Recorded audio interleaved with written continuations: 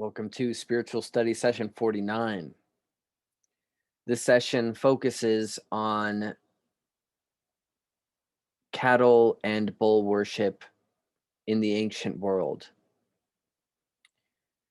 A special note here is that we find it especially true from the Middle East into the Western world. This does not seem to be one of those global ancient religious tropes. Not nearly as much as, say, the snake.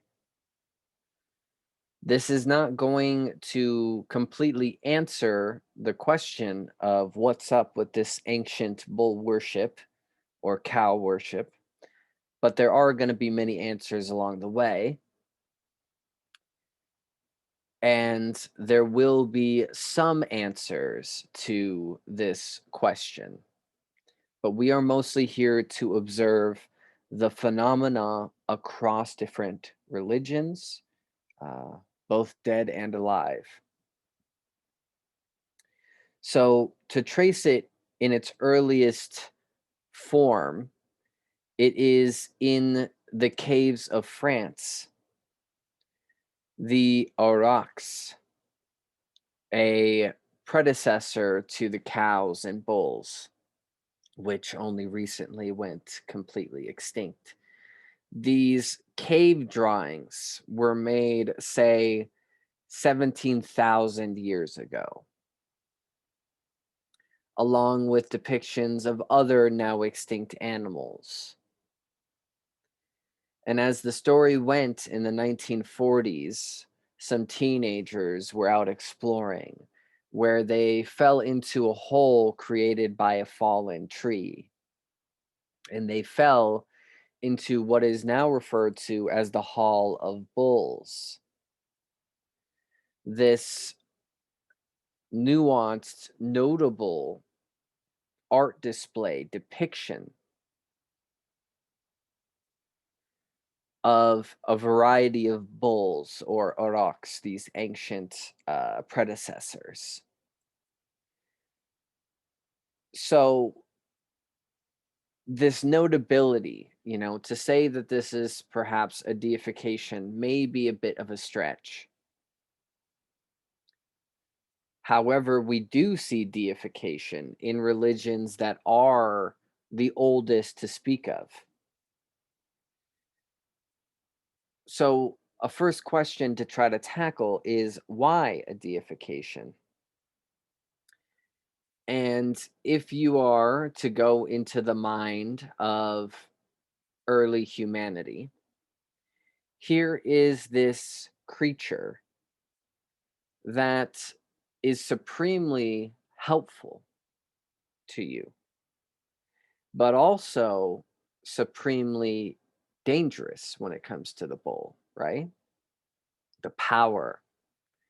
And in animism, there is a special attention paid to the spirits or the likenesses or the characters of other animals. So, say the deification of the lion, the eagle, the wolf, the hyena, as we've traced it before in the course. The feared animals would be especially notable of worship in order to appease them, in order to keep them from harming you, or in order to take on the characteristics that they possess. So this bull, cow, right?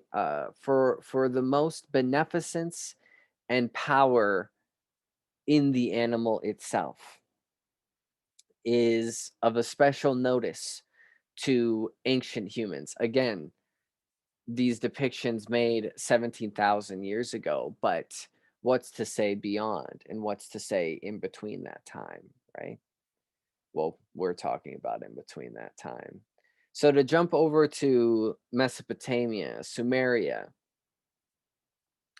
we have the Lamasu, or the shortened term Lama. And no, this isn't the animal, the llama. The Lamasu was a protective deity, most notably feminine, a statue that would be built in front of temples, a as appropriated by the later Assyrians, by the Babylonians as well, these large bulls that would also have wings and a human head were placed at the entrance of temples, at the entrance of holy sites. These lamasus were, again, protective deities to ward off evil, to keep the place safe. Now, here, let's think of our interpretation again. The bull, its body, strong, not to be contended with, right? An absolute unit. The wings of an eagle, right? Flight, beneficence, the holiness of the air, of the sky, and the human head, intelligence, discernment, yada yada. And then, of course, we see this as a likenedness in the Sphinx. You know, the Sphinx, these lion bodied, right, as opposed to bull bodied deities, protective deities that were made to protect. So, this is one interpretation that we can bring. So, this Lamasu, this supernatural entity, this conjuration, this statue imbibed, would not only protect the sites, but would protect the gods of the pantheon. So this body was always of a bull. And that's the part worth noting here. And as we see throughout time, like I noted, originally this was feminine. And then later on, when we move to, say, Persia, they turn more masculine. In Persia, they're called Gopathas. And this could be a reference to the later Minotaur, right? You have the Minotaur, the man's body with the bull's head, a kind of reversal. Or across the way, in Asia, the bull man, which is the opposite. So this trope may have well bleeded outside, right? It may have started, maybe have started in Sumeria. And then we see the Sphinx, we see the Minotaur, we see, oh gosh, I'm forgetting something right now. We see the chimeras of Greece, these creatures, these gods that take on different bodily attributes of different animals. Well, you could say that this is a nod back to these lamasus. We also see, I'm not going to remember the name, but we also see examples of this in India. These statues of chimeric embodiment.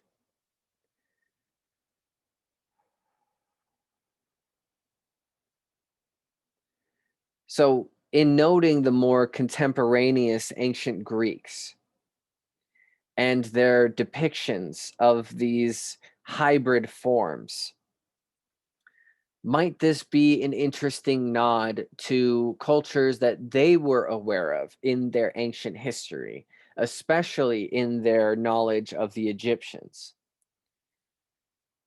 And these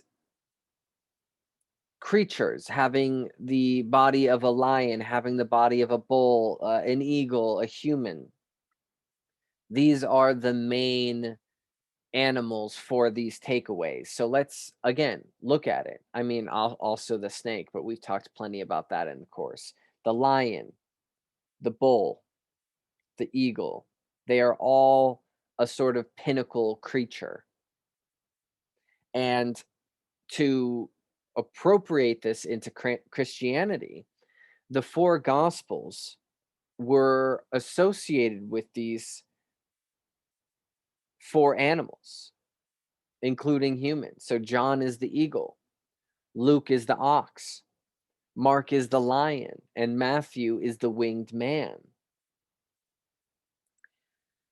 But we'll touch more on Christian interpretations of all this later. So to talk about Egypt,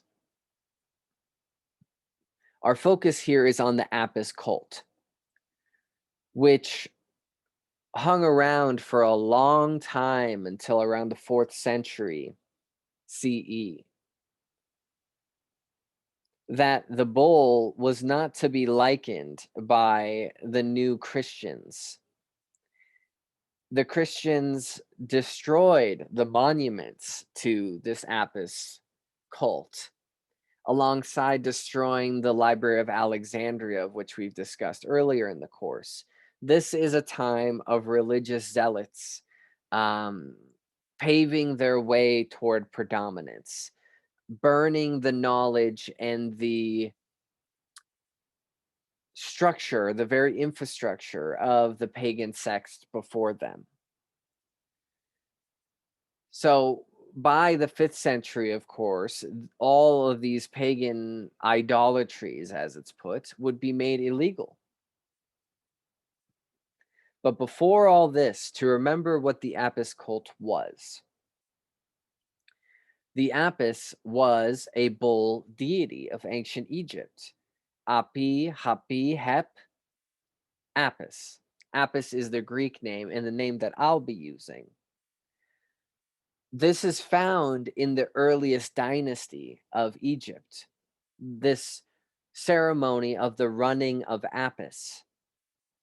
And so it precedes these the pantheon of Egypt. And again, it's to hint the veneration of the bull goes back into prehistory. So here we see a near modern ceremony that has been taken all the way back from prehistory. The Apis bull represented divinity and eternity and was the god of fertility, herald of the god Ptah. And Ptah was the creator god.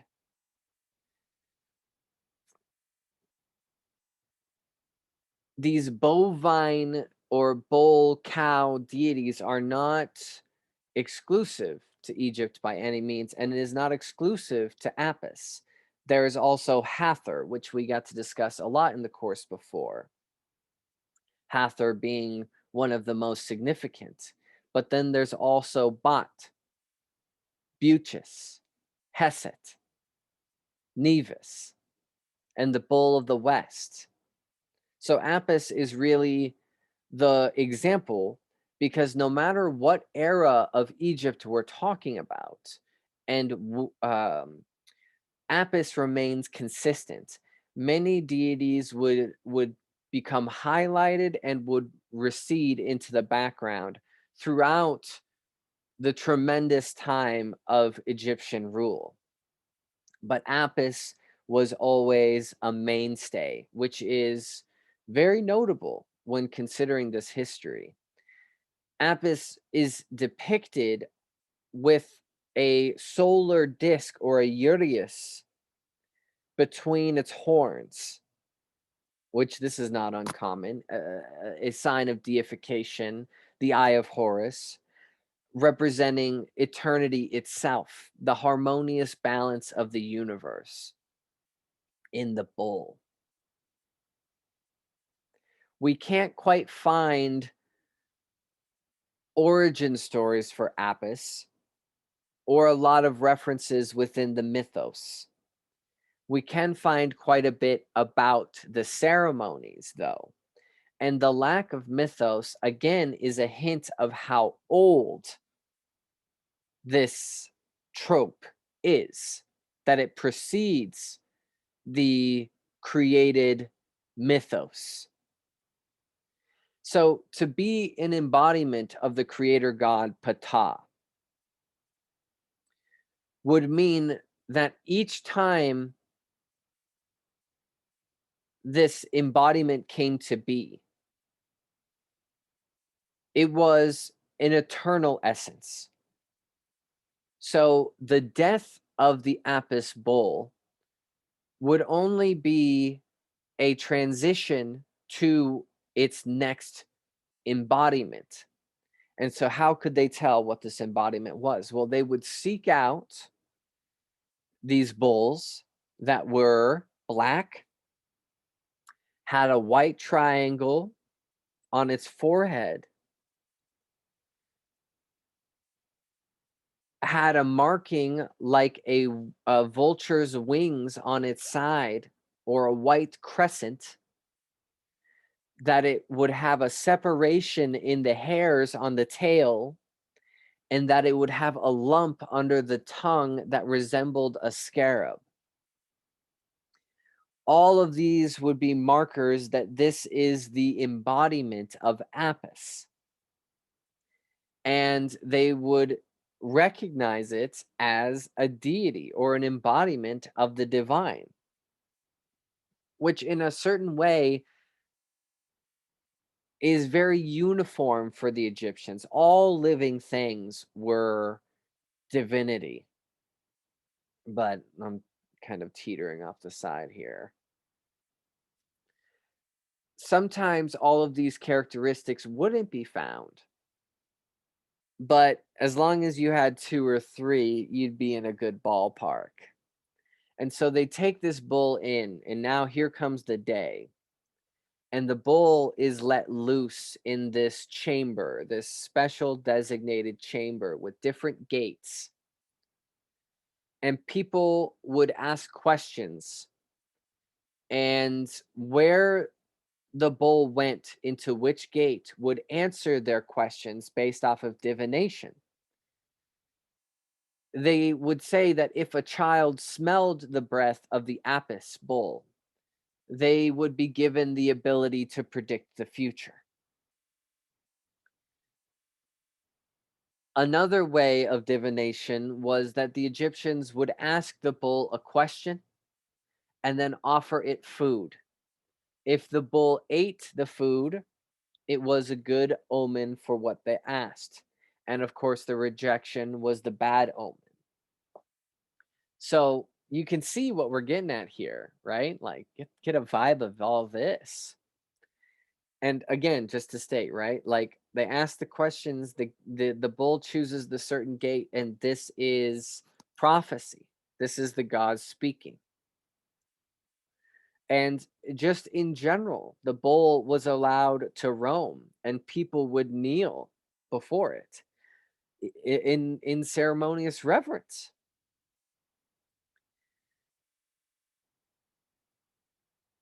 So, although the Egyptians were predominantly vegetarian,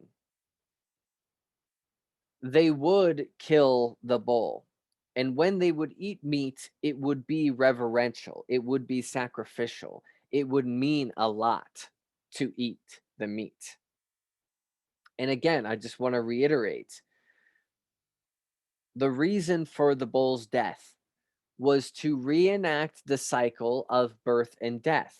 As an embodiment of the living creator, they would not want the living creator to suffer old age and decrepitness. They want to honor the god. So they do so by releasing it from its body and paying reverence to that body, not only through consumption, but by mummification. They would preserve the rest of the bull. And that way, the living creator could embody a new body and always remain young and apt and able. So here's the mindset here. And so we see with the modern day bullfighting, you know, it's to trace it back and to say that in its roots, the reason to kill the bull and the whole thing was to honor the living creator incarnated in the bull itself. And we saw this appropriated by Christianity when they said that the bull would be representative of the martyrs in the 3rd century, that they would try to make the killing of the bull a representation of their own Christians that were killed. So here we can see The bullfighting throughout the different eras have been utilized for different ideological purposes. But here it seems that we're finding the origin, or at least the first lead, in the Apis cult of Egypt. Ooh. So just to focus a little bit more on that,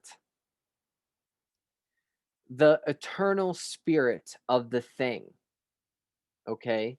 So maybe in a more scientific way, this could be thought of as the DNA or the specific genomes that would create or characterize the bull species. However, it would seem to be something beyond this, a very particular marking of that species that would be this deity. However, to make this more loose, although I may die, to believe that one of my likeness will emerge from the pool of DNA of ancestry again and again and again might not seem like such a leap. So, this eternal spirit or this certain form of reincarnation is just an interesting twist or an interesting way of not rationalizing, but understanding it better. Now, I don't want to talk a lot about Hathor because I gave plenty of time to that in the other talk, but the root of the term Hathor, that hat, that first part, hat, can mean mansion or can mean womb. And the hor, the Hathor, hor is like Horus or horizon, the sun.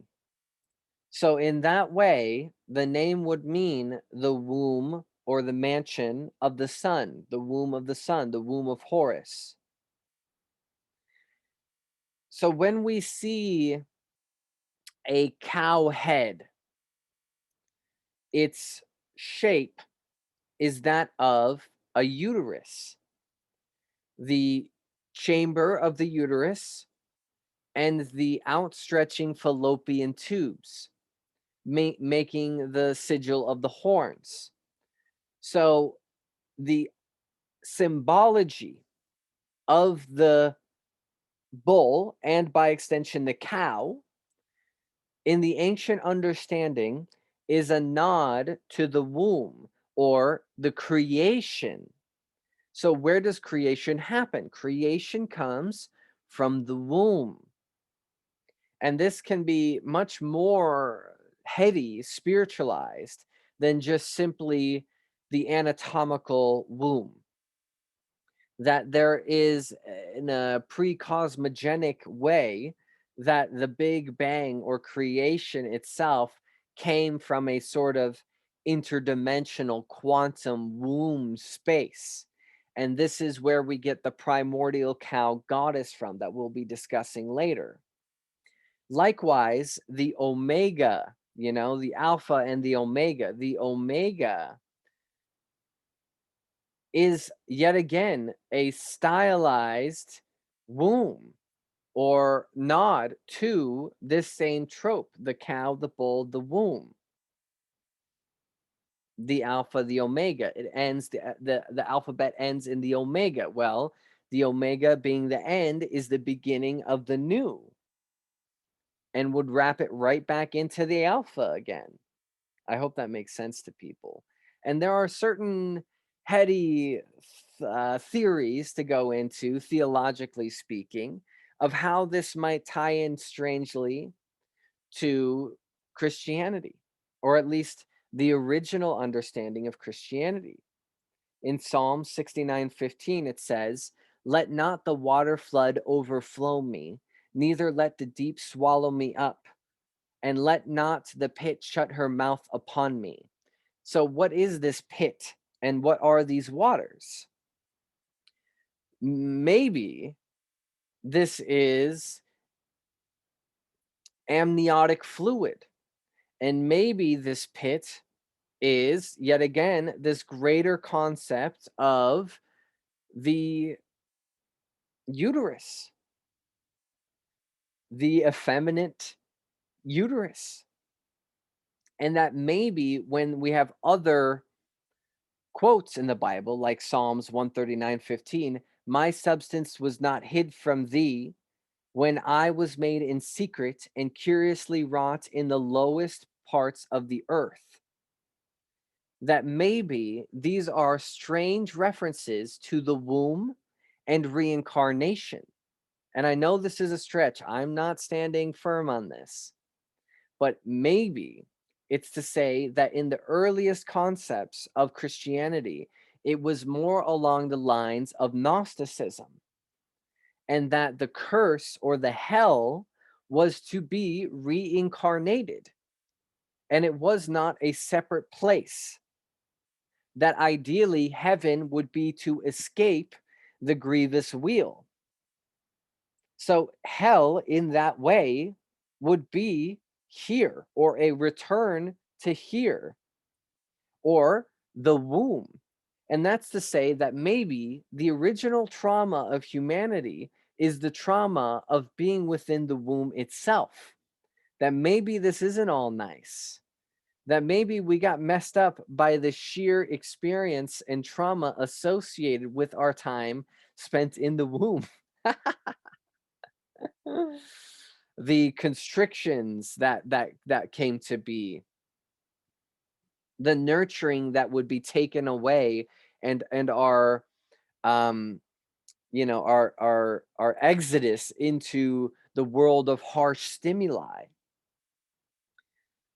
Uh-huh. So it's all just to say, I want to wrap it around. This ancient iconography of the horns can be likened to the fallopian tubes in some references, not all, but in some. And to dial it back again on the Egyptians, we had the primordial cow goddess, bovine goddess that I mentioned before in the course, Meheweret. And this is the goddess of steaming water, the goddess of creation and rebirth. Her name means the great flood. The great flood being the waters of noon, the primordial waters of the pre-cosmos.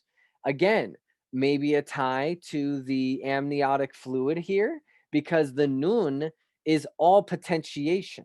All potentiation exists within the noon. So, all potentiation exists in the amniotic fluid of creation. Eh? Mehet Weret, the goddess of the great celestial water, and every day gives birth to the eye of Ra, gives birth to the sun. Eh? The sun? Eh? So let's hop traditions here and look at something we've mentioned before too, Norse mythology. The beginning cosmogony in Norse mythology, the heat and the fire mixing in the Gunengap, the void, the gap of primordial existence. And what forms from this heat and fire? Well, you have the primordial cow. I'm not going to try to say the name, but it's Audumla. And this primordial cow nourishes the first being, Ymir. And at the same time, she is nourishing herself by licking the rocks of Niflheim. And as she's doing that, it creates the god Buri. And so here we have the creator, or the one that is unifying the two different sections of deities in Norse mythology. Because Buri and Ymir would represent two different branches of the pantheon from that point forward. So who is the unifying factor? The primordial cow, the thing that brings it all together. And the name can mean a few different things. It can mean the hornless cow, rich with milk. It can mean riches and just being hornless and humble. The hornlessness is to say that it is without agitation, without aggression. It's purely means to nourish and to provide. The great mother, the great mother, the divine feminine. And the name can also be thought to mean fate in a certain way, or the destroyer of the desert. So when there was nothing, the one that brought abundance, the great mother that brings abundance. And so this is also to say that this is not unique, this cow trope, because again, I said it's all across the Western world into the Middle East and Asia. So by saying that, let's jump over to Hinduism. This is Kamadhanu, the cow of plenty, depicted as a white cow, interesting, not a black cow, but a white cow, with the wings of a bird, eh, and the tail of a peafowl. And all of these deities are within the cow. Oh, a uniting primordial cow goddess. So in Hinduism, all cows, not just the one that we pick with all the markings, but all cows are an embodiment of Kadmadhanu. And so she is not worshipped in the way that other deities are worshipped. All the veneration of all cows is a way of worshiping Kadmanhanu. And so this is one way of rationalizing why Hinduism and why Hindu and Indian people generally do not eat beef. But we'll get to that a bit later. She emerged from the churning cosmic ocean and is described as the daughter of the creator god, Daksha. So again, here at the beginning, associated with the creator god, the primordial cow, the source of all prosperity and all subsequent deities, the divine mother, associated with the mother earth, Prithvi.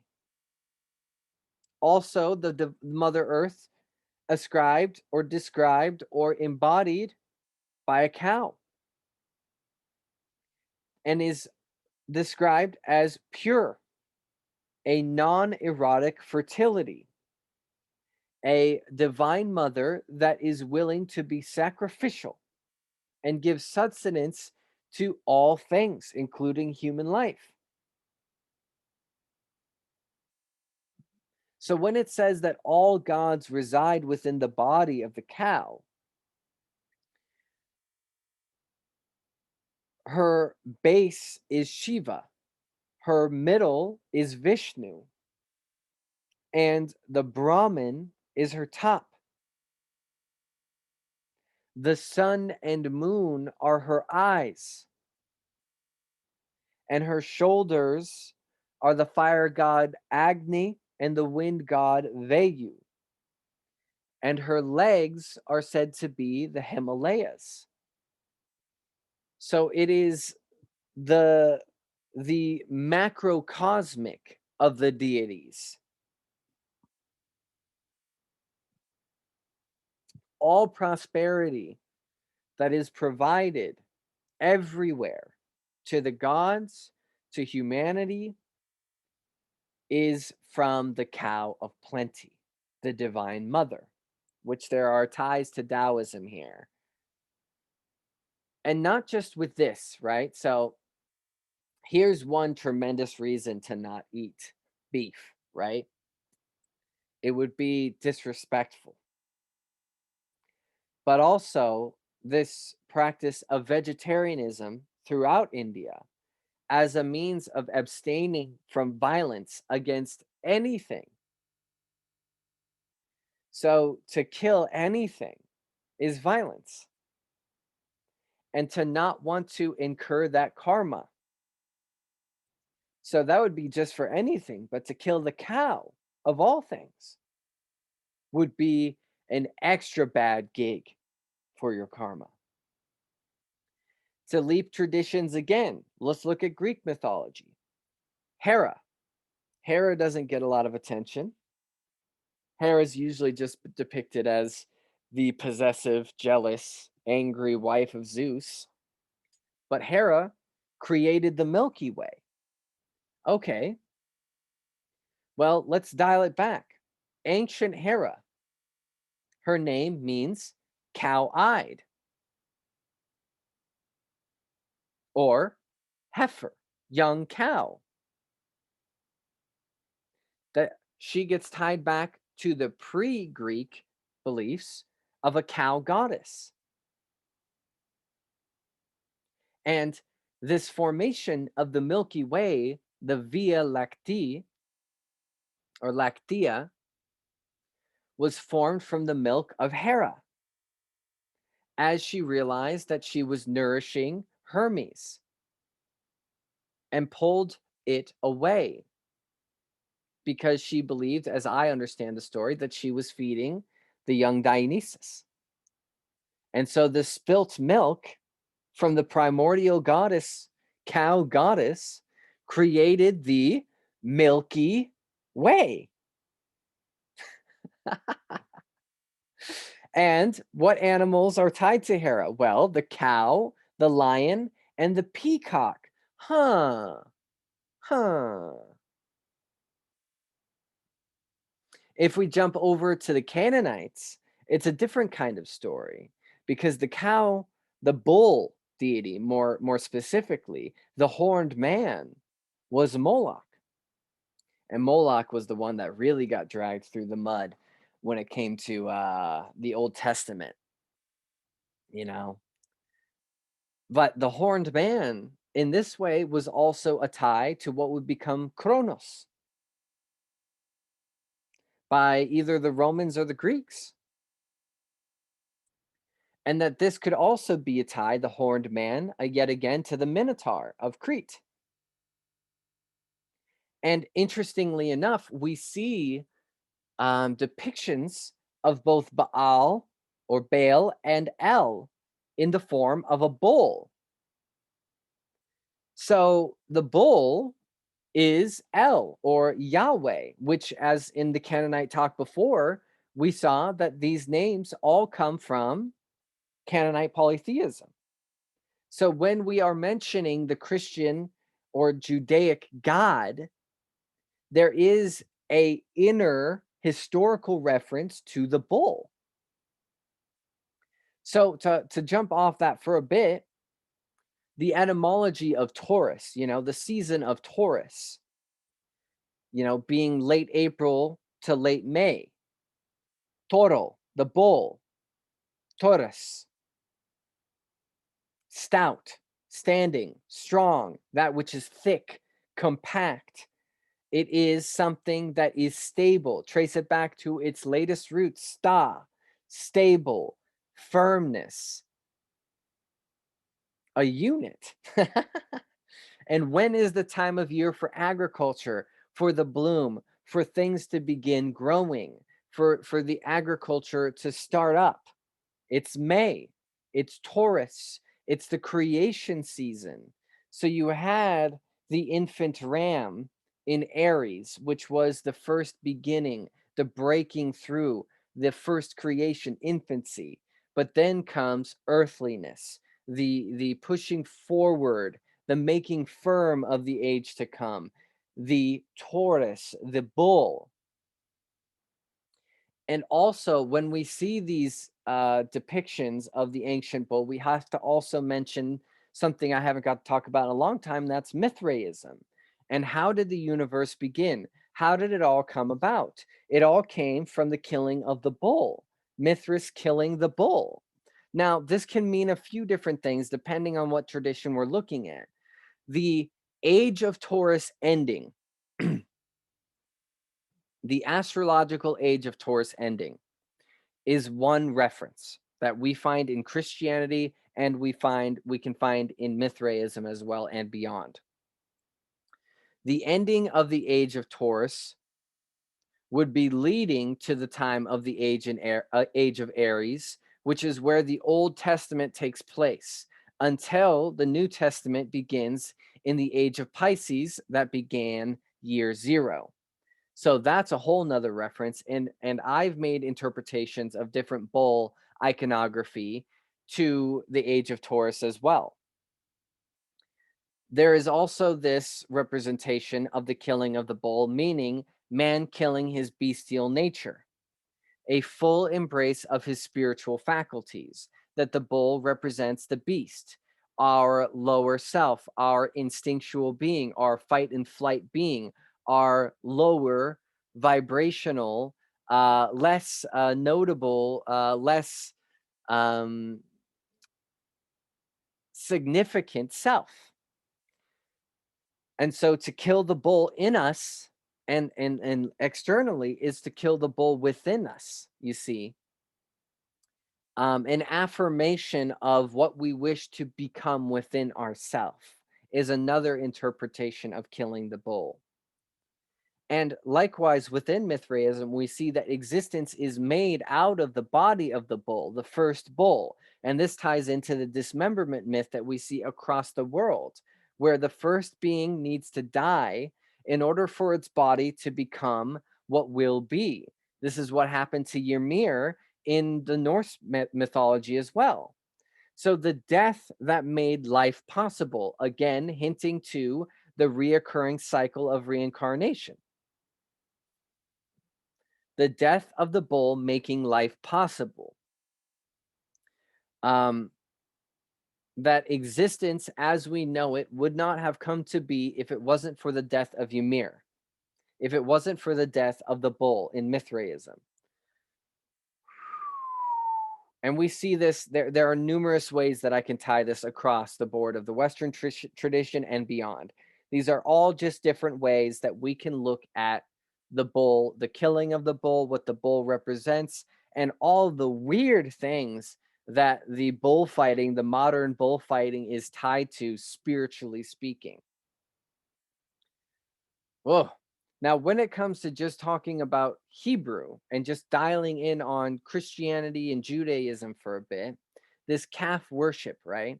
That these symbols are strangely enough, the bull is strangely enough tied to Yahweh in Yahweh's earliest conceptions, with the Canaanites and with these associations to Egypt, to Apis, to Nevis.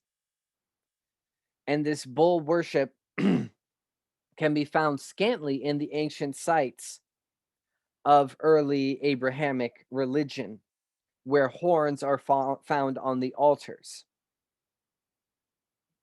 And again, horns can be an interesting tie to the fallopian tubes.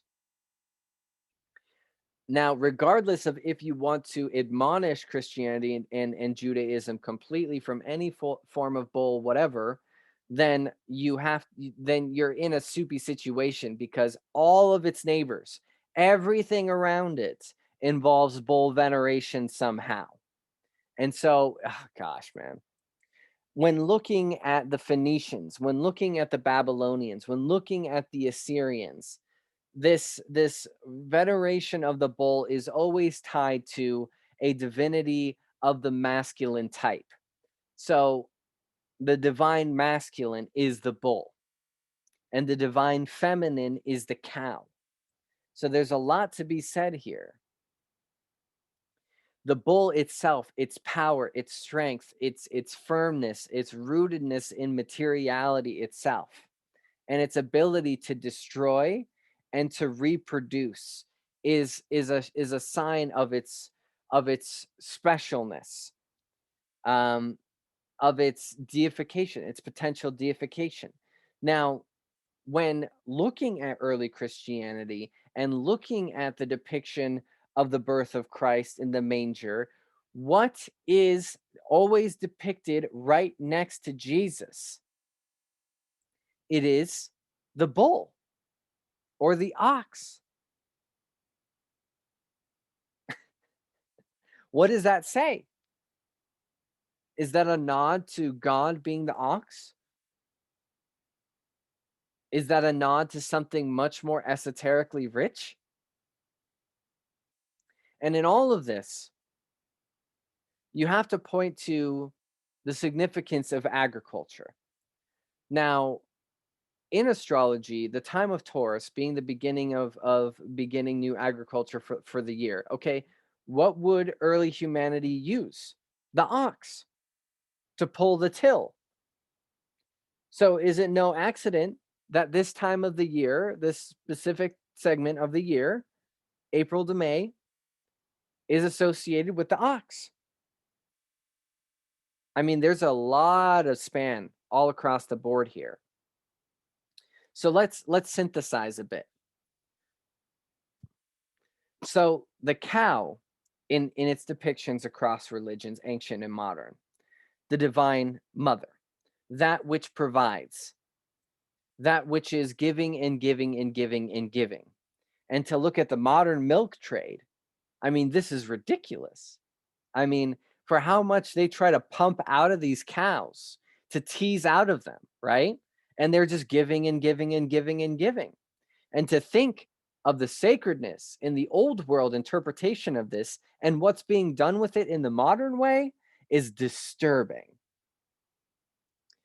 And then the flip side, the horned god or the different chimeras that involve the body of a bull. We also see a horned god in the Celts with Theranos, the god of the forest, which could be an interesting reference to the Iraqs from the beginning. These horns are always of fierceness, of power. And so it's either the horns are power or the horns are the fallopian tubes. It depends on who we're talking about, what cultural understanding we're talking about. And let's not forget either. I mean, the tie to the different animals and the different gospels, right? But also, let's not forget Ezekiel's vision of the cherubim holding four faces: the lion, the eagle, the bull, and the human. And so here we are again. And these could be ties to the different fixed signs of the zodiac or the different fierce creatures associated with the different powers of the earth and different deifications of the ancient animistic understanding of the world. So, what does that say?